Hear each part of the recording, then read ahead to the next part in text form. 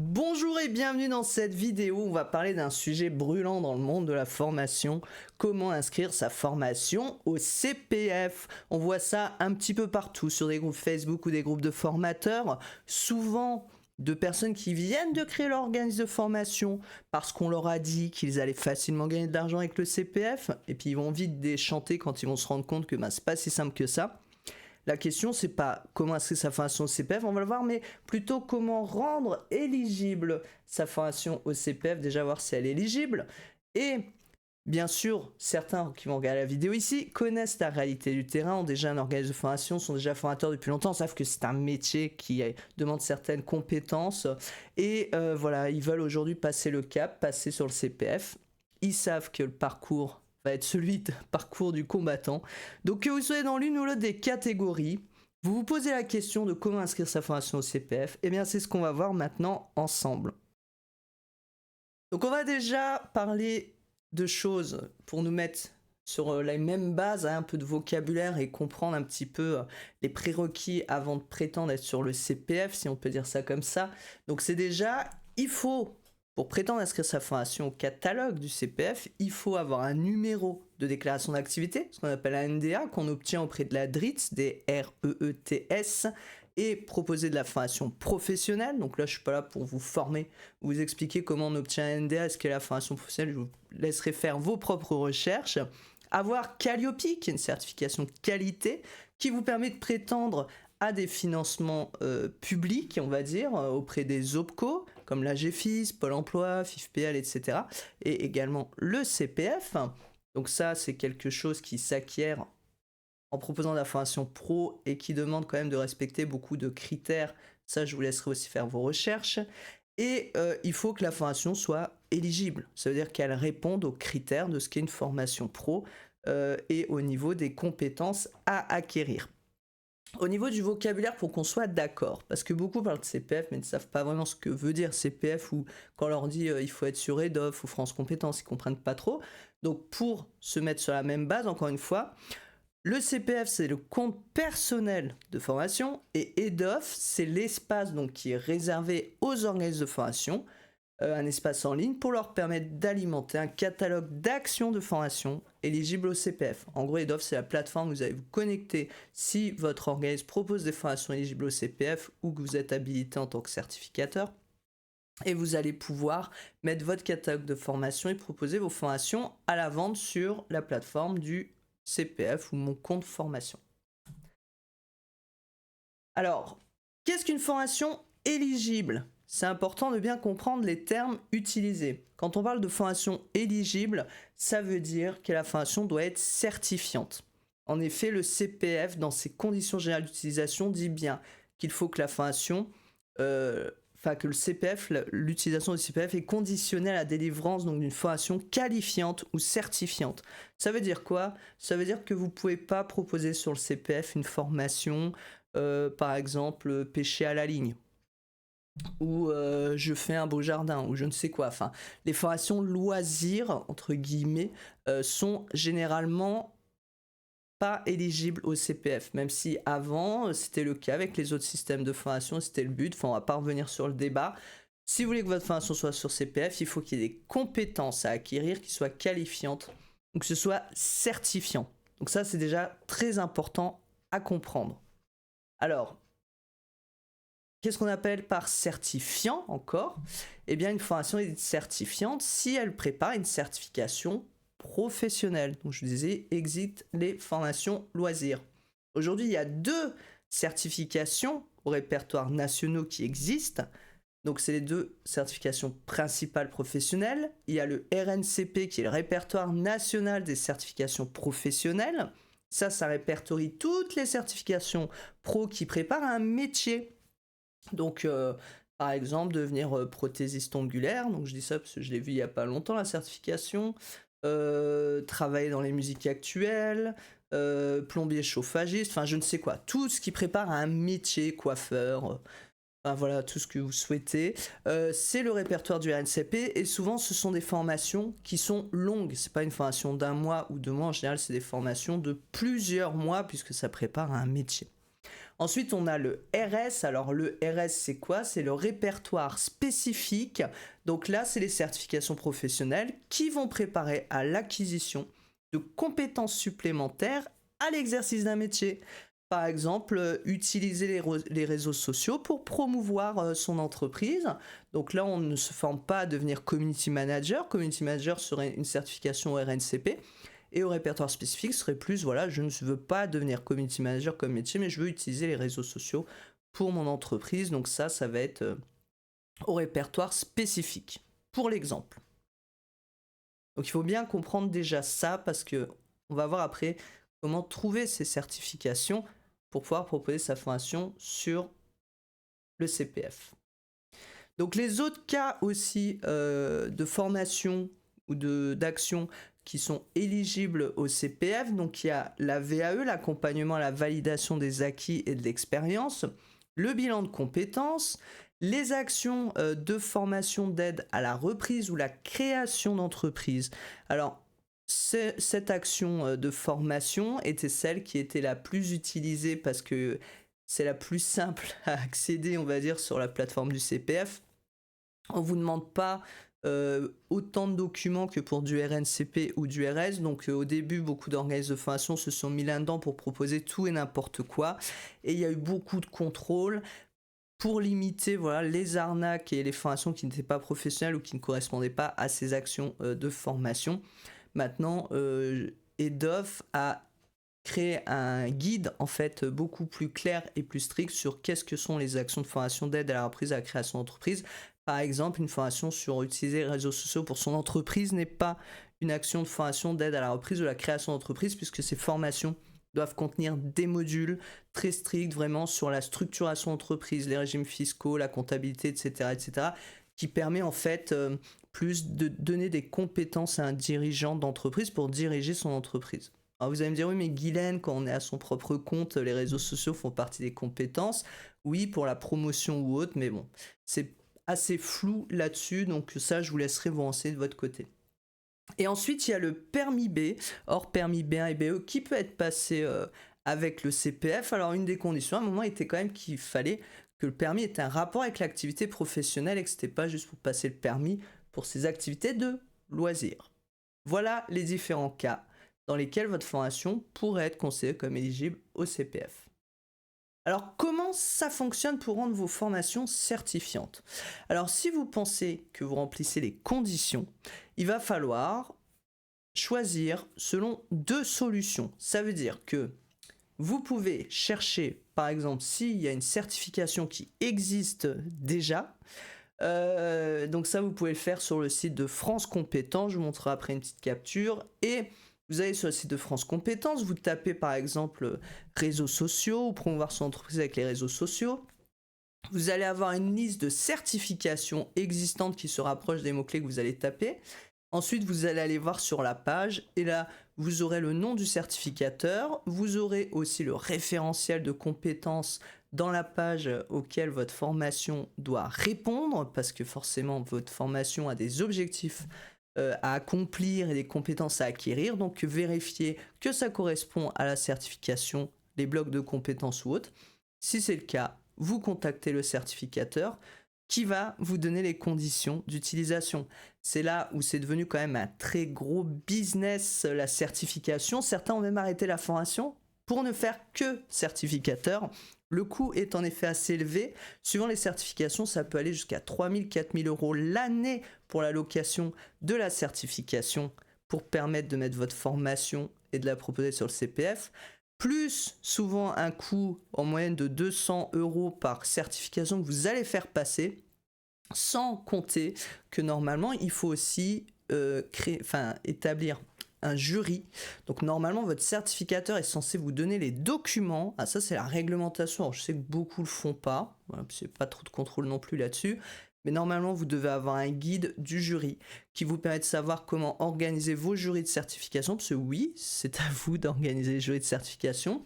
Vous pouvez passer par des entreprises qui le font pour vous, mais ça aura un coût supplémentaire. Donc il faut trouver des personnes pour le jury selon les conditions qui sont marquées dans la certification. Ça peut être 2, 3, 4, 5 personnes. Vous avez des critères bien précis pour sélectionner les personnes dans le jury. Et souvent, il faut payer aussi les défraiements de ces personnes dans le jury. Donc voilà, à réfléchir si ça vaut le coup pour vous ou pas. L'autre possibilité que vous avez, c'est de créer votre propre certification professionnelle. Et donc, pour créer cette propre certification, c'est un gros dossier à établir. Donc vous avez pas mal de guides sur les sites d'EDOF, France Compétences pour vous aider à faire cela. Il faut savoir que c'est vraiment un gros dossier à réaliser. Il va falloir prouver la valeur de votre formation, qu'elle a vraiment déjà des valeurs d'usage, donc qu'elle a déjà été réalisée, que les personnes ont vraiment, grâce aux compétences acquises avec la formation, obtenu un nouveau travail, évolué dans leur entreprise, dans leur poste, etc. Donc il faut vraiment avoir des lettres, des témoignages, et pas que des témoignages de gens qui disent super, Guylaine c'est une super formatrice. Non, il faut vraiment des preuves d'usage. Et ça en général c'est assez compliqué à avoir. Alors bon, c'est voilà. On sait comment ça se passe dans la formation. Donc il y a ça à voir, il faut faire une étude de marché pour montrer que votre formation répond vraiment à un besoin du marché. Donc voilà, il y a beaucoup d'éléments à faire, créer ces certifications, les blocs de compétences, etc. J'ai moi-même essayé de le faire, j'ai passé bien 2 mois dessus. Voilà, sur quelques points, mon dossier n'est pas passé. Mais j'aurais pu le refaire. J'ai décidé de ne pas le refaire parce que au final, je trouve que par rapport à tout l'administratif qui a géré derrière, c'était pas forcément intéressant d'avoir ma certification. Parce qu'une fois que vous avez la certification, par rapport à Calliope aussi, vous allez avoir beaucoup de choses à contrôler, à émarger, etc., etc. Vérifier si vous avez des sous-traitants, si vous avez des jurys, etc. Enfin, il faut mieux avoir une bonne structure et des gens qui vous accompagnent pour le faire honnêtement que de faire tout seul parce que ça devient très compliqué. Il faut savoir aussi que créer sa propre certification, donc c'est possible, il y en a qui le font, hein.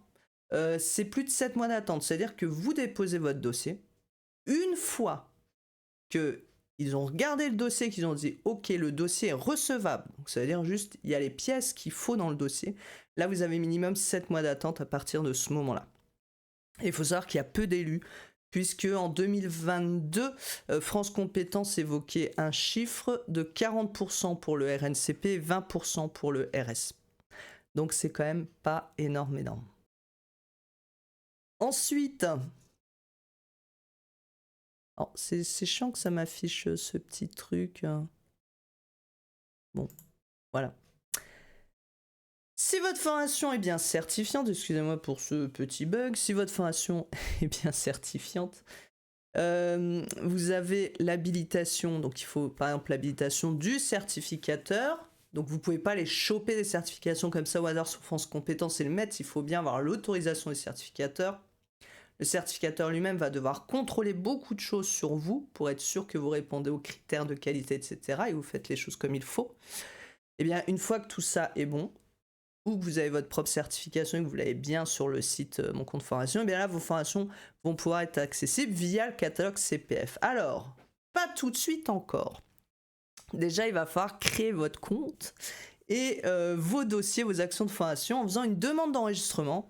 Et là, ça se gâte encore un petit peu, j'ai envie de dire, bon courage. Il va falloir donc montrer que vous avez bien votre NDA, on en a parlé, ne faire l'objet d'aucune condamnation pénale, avoir la capacité technique et pédagogique de délivrer la formation, donc ça en fait c'est comme quand on a un organisme de formation, il faut prouver les moyens pédagogiques, etc. Respecter les dispositions réglementaires relatives à la transmission du BPF, le bilan pédagogique et financier que vous devez fournir tous les ans avec les formations que vous avez vendues professionnelles, être certifié Calliope, détenir l'habilitation à préparer ou délivrer la certification, donc ça on l'a dit, hein, vous avez fait les demandes à certificateur.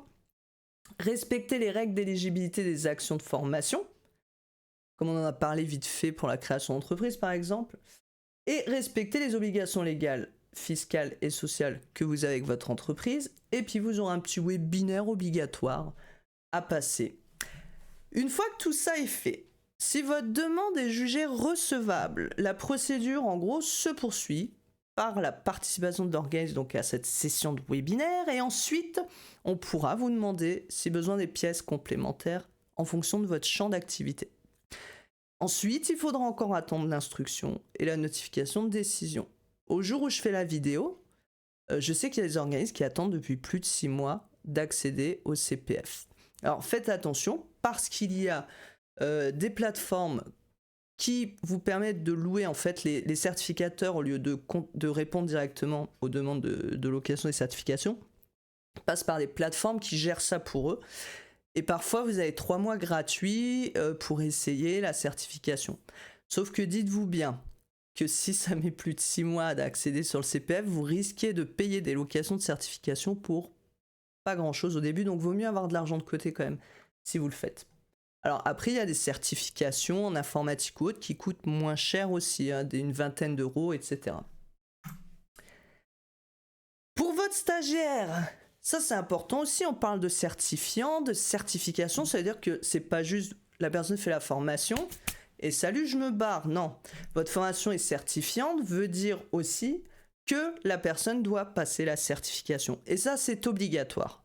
Et vous avez l'obligation de montrer que vous avez mis tous les moyens pour inscrire la personne à la certification de fin de formation. Obligation de moyens et pas de résultat.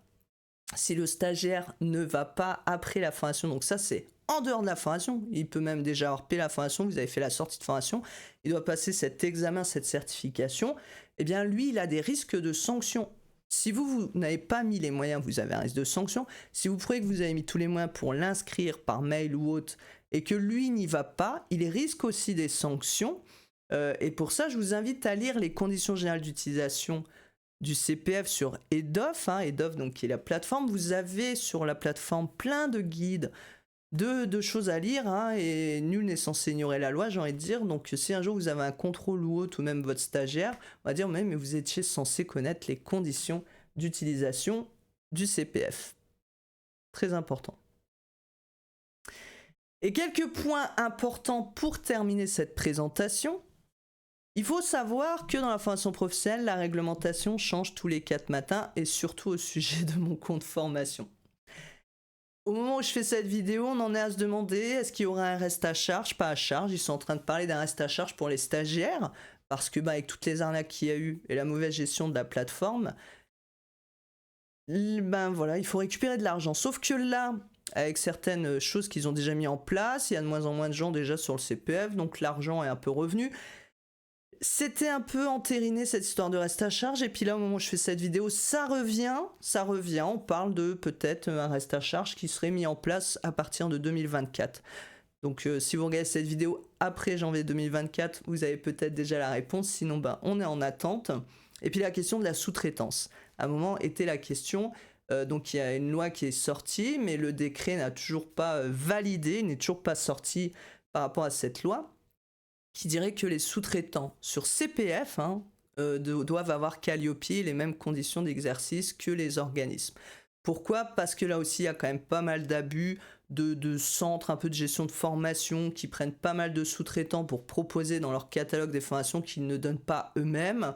Eh bien, a priori, voilà, suivant le pourcentage du chiffre d'affaires réalisé et de sous-traitants, il va falloir que l'OF montre, l'organisme montre, voilà, si c'est lui qui donne la formation ou si c'est des sous-traitants, parce que voilà, ce sera moins autorisé sur le CPF. Mais à ce jour, le décret n'est pas encore sorti, je n'ai pas tous les détails, donc je ne préfère pas m'étendre sur le sujet, mais vous voyez vraiment les conditions générales d'utilisation, lisez-les, que ce soit les conditions générales d'utilisation, les guides sur les sites d'EDOF, de France Compétences, c'est très important de rester informé, de toute façon ça fait partie de votre métier aussi de rester en veille, et si vous pensez sous-traiter des formations ou autres, eh bien vérifiez bien aussi les conditions d'exercice et pas sur des groupes Facebook, vérifiez sur les sites légaux.